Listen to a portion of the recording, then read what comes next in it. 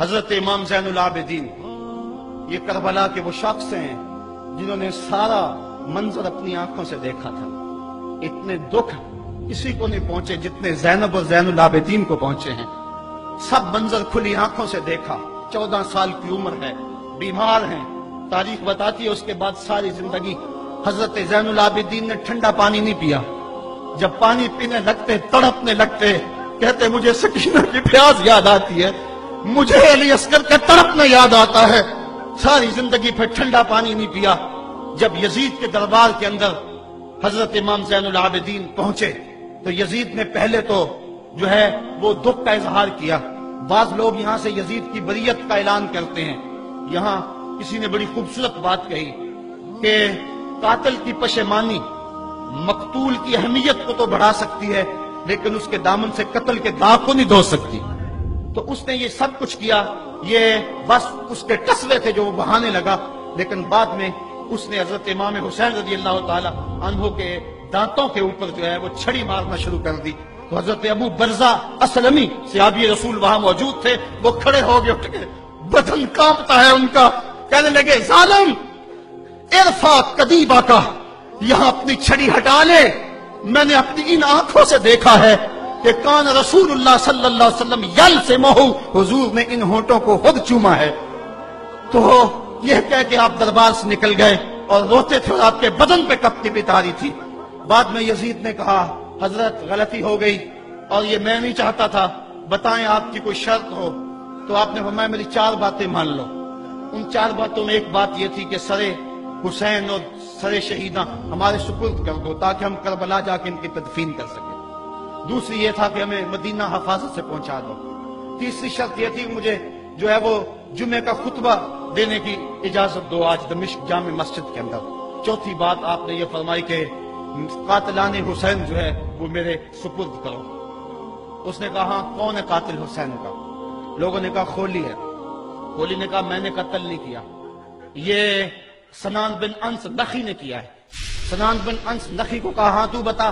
کہنے لگا میں قتل کیوں کرنا تھا, یہ تو شمر ذل جوشن نے کیا ہے. شمر ذل جوشن کو کہا تو بتا. کہنے لگا میں نے قتل نہیں کیا, میرا کون سا حسین نے کچھ بگاڑا تھا, قتل اس نے کیا ہے جس کی حکومت کو خطرہ تھا.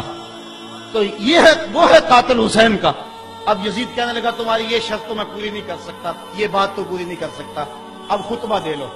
اب حضرت امام زین العابدین خطبہ دینے کے لیے کھڑے ہوئے.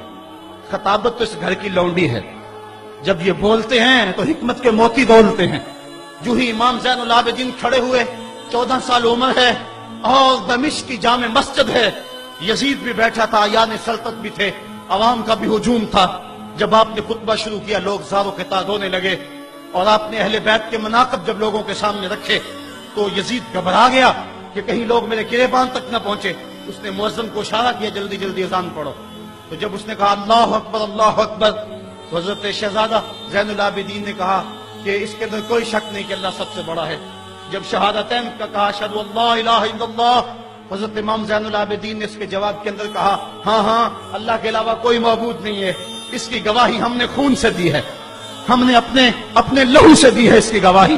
اور پھر اس کے بعد جب اشہد ان محمد رسول اللہ پہ لفظ آئے تو حضرت امام زین العابدین نے کہا یزید دیکھ اب اذان کے اندر تیرے نانے کا نام ہے یا میرے نانے کا نام ہے؟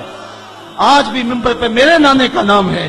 تو یزید مر گیا, اس کا نام مر گیا, اس کا تشخص مر گیا. حسین کل بھی زندہ تھا, حسین آج بھی زندہ ہے. حسین کربلا کے تپتے ہوئے ریگزار میں بھی زندہ تھا, کوفے کے بازار میں بھی زندہ تھا, اور دمشق کی جامع مسجد میں بھی زندہ تھا, مدینے میں بھی زندہ, مکہ میں بھی زندہ, کابل میں بھی زندہ, کندھار میں بھی زندہ, قلعہ جنگی میں بھی زندہ, تورا گھوڑا میں بھی زندہ, موصل میں بھی زندہ, بغداد میں بھی زندہ, غزہ کی پٹی میں بھی زندہ, فلسطین میں بھی زندہ. آج حسین کی زندگی اور حسین کا باقپن دنیا کو بتا رہا ہے, بش کو بتا رہا ہے تیرے منہ پہ تماچا حسین مارے گا. زمانہ بتائے گا کہ حسین کل بھی زندہ تھا, حسین آج بھی زندہ ہے. حسین کی فکر لے کے اٹھو اور پوری دنیا پہ چھا جاؤ اور زمانے کو بتاؤ کہ ہم حسین ابن علی کے سپاہی ہیں. صرف محرم کے دن آنسو بہا لینے سے کچھ نہیں ہوگا. کیا صرف محرم حسین کا مہینہ ہے؟ نہیں، سب پورا سال حسین کا ہے، پوری زندگی حسین کی ہے، پورے زمانے حسین کے ہیں۔ یہ صرف عاشور کا دن یا عاشور کی شب ہی حسین کی نہیں، سارے زمانے حسین کے ہیں۔ کل بھی حسین کا تھا، آج بھی حسین کا ہے، کل بھی حسین کا ہوگا۔ آؤ اٹھیں، قرآن کو لے کر کے حسین ابن علی نیزے کی نوک پر بھی چڑھ کے قرآن سنایا، اور آج ہم اسی قرآن کی دعوت کو لے کر کے اٹھیں اور حسین ابن علی کے پیغام کو گھر گھر